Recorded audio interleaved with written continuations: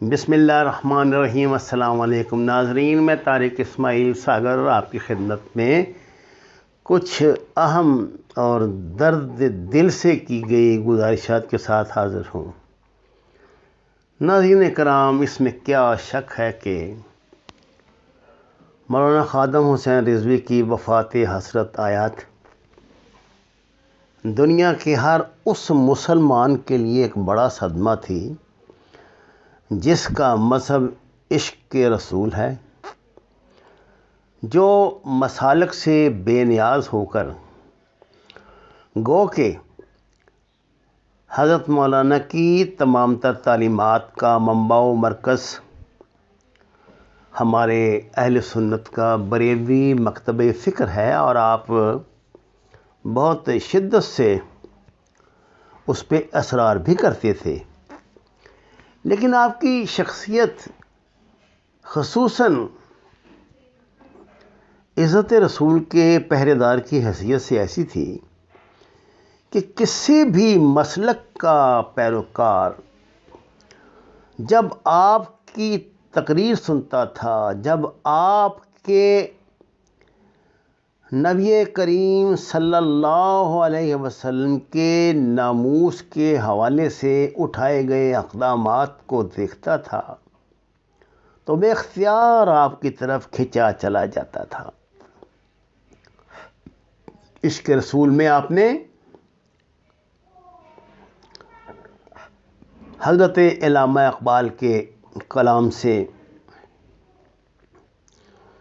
ایسے اشعار منتخب کیے جو آپ کی مجلس میں بیٹھنے والے کے دلوں کو گرماتے تھے، بلکہ پھڑکاتے تھے۔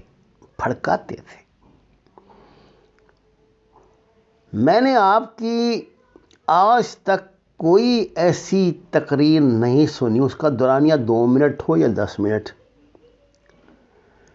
جس میں انسان کو اپنا خمیر بدلتا محسوس نہ ہو۔ بات ہو ناموس رسالت کی اور بیان ہو حضرت مولانا خادم حسین رضوی کا، تو پھر وہاں دم مارنے کی جا نہیں ہوتی۔ عشق و عقیدت کا ایک سمندر، ایک بہکراں سمندر الفاظ کی صورت بہتا چلاتا ہے اور آپ اس میں ڈوبتے چلے جاتے ہیں۔ آپ وہ طویل عرصہ کے بعد آنے والے واحد عالم دین ہیں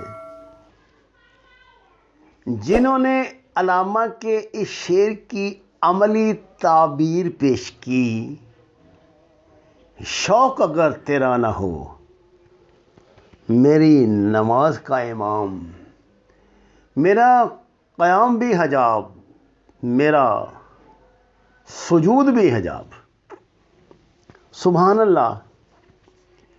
آپ نے مسلمانوں کو، پاکستان کے مسلمانوں کو یہ بتایا یا سمجھایا کہ ہمارے عمل کی بنیاد اگر عشق رسول نہیں تو وہ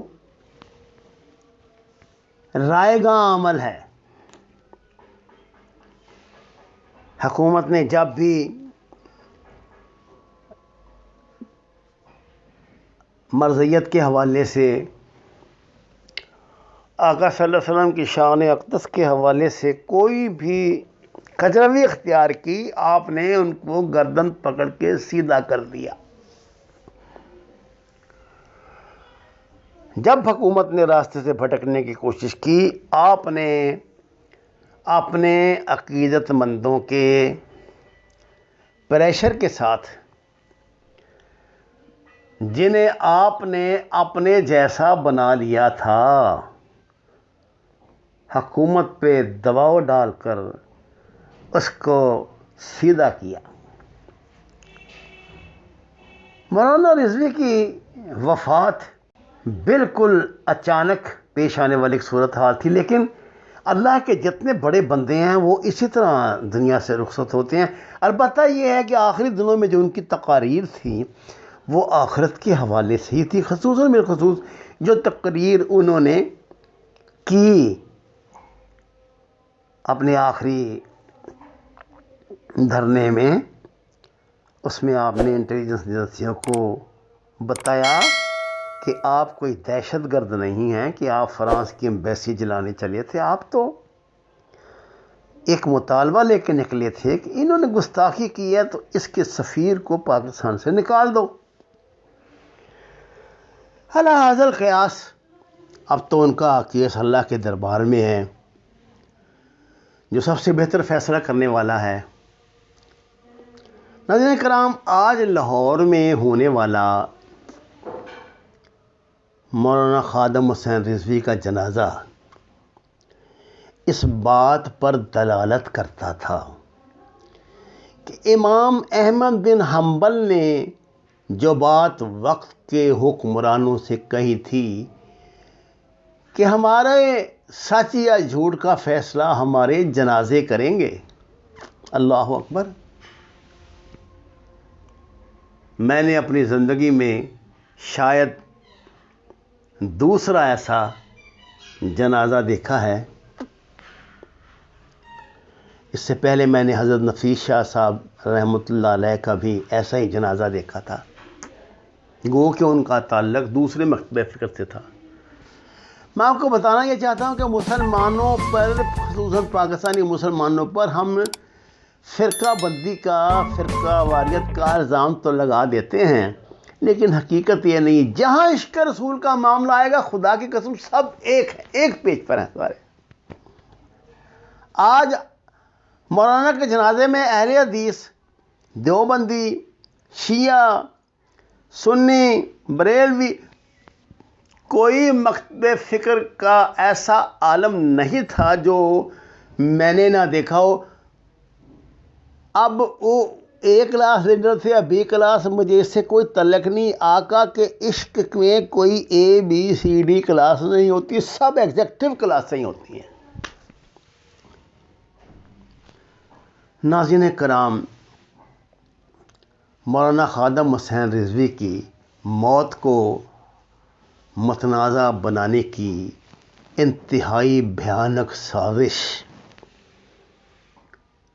اللہ نے ناکام کی ہے۔